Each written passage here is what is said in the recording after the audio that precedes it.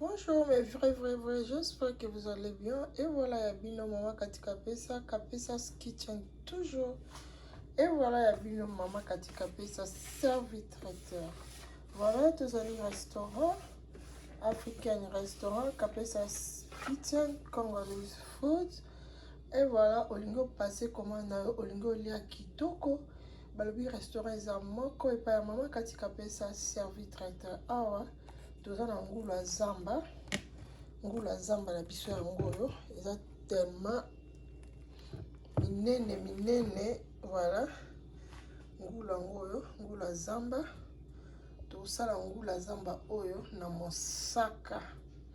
mosaka ya mbila voilà ngulu ya zamba yango oyo tokolamba yango vraiment kitoko. Merci mpona baoyo nyonso bapase bacommande na bango.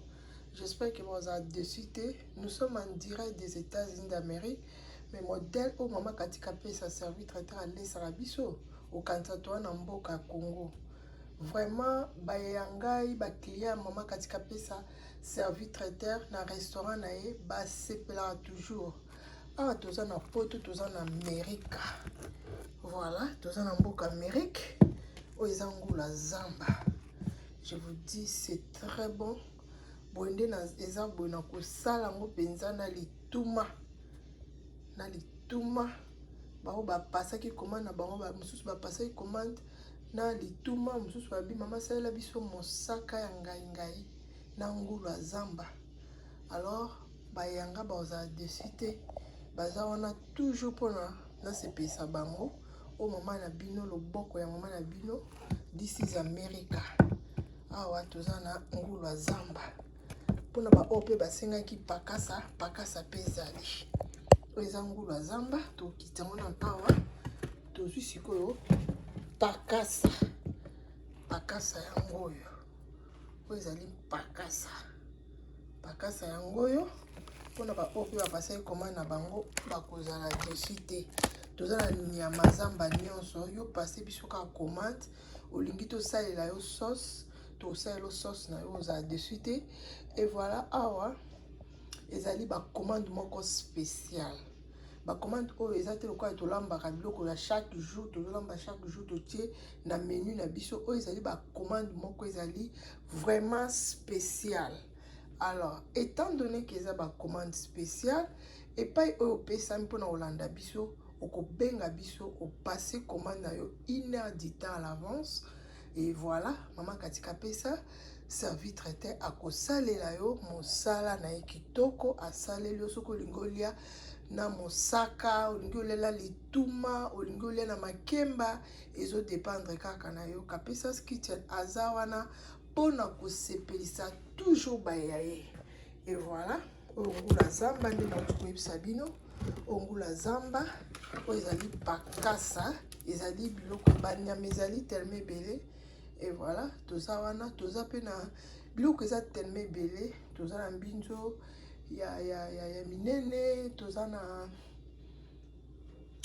na pose pe ezali naza na pose ya okauka.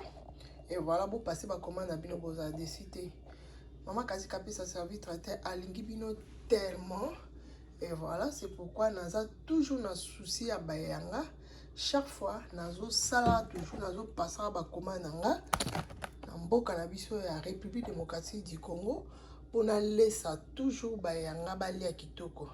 Ya boyebokozwa wapi soki Kapesa's Kitchen te, ya boyebokozwa wapi soki loboko ya Mama Katika Pesa te, ya boyebokozwa wapi soki Mama Katika Pesa mama ya bana oyo ayebaka souci ya bana oyo ayebaka ke bana balinga kolia boy. Et voilà, nous sommes en direct des États-Unis d'Amérique. Quand vous avez tout ça, la bino sauce, belle sauce. Au lieu où se retrouver. Dans le restaurant, la biso nyon se zali. Ce qu'on passe, biso ka commande na food oyo lingi. Au bengi biso à l'avance. O ezali ba commande spéciale. Notez bien de naza ko insister. O ezali ba commande moko ezali spécial. Ezali te kende to lamba ramade sous chaque jour. Fumba chaque jour. O ezali ba commande moko ezali vraiment spécial. Alors tango osengi pose na yo to kosalela yo pose. Alors au bengi biso o passer commande ezate to sali to kitisi wana te. eza ba biloko moko ezali vraiment spécial soko bengi biso za dessus te. Et voilà, merci. Bon, passez par commande à Bino. Bon, s'abonner massivement à la chaîne Nabiso Katika Pesa Télévision. Bon, partager ma vidéo Nabiso. Bon, liker en haut. Bon, commenter. Bon, partager. Puis, bon, s'abonner massivement. Ça, Nabiso bien. Merci beaucoup. Je vous aime tous. Bisous.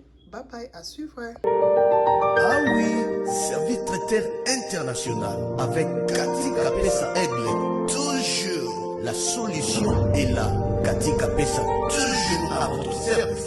Qualité supérieure des recettes et repas africains, restaurants et catering. Mokondi ya kolamba kitoko na États-Unis d'Amérique. Katika Pesa Aigle. Toujours service traiteur et à qualité Tokos. Pour toutes vos réservations, contactez Maman Katika Pesa pour vos cérémonies, réceptions, manifestations, vos fêtes de mariage, vos fêtes d'anniversaire, graduation, barbecue, événements, même les conférences. Service traiteur Katika Pesa. Toujours à votre service. Qualité supérieure des recettes et repas. Bamosusu, c'est local.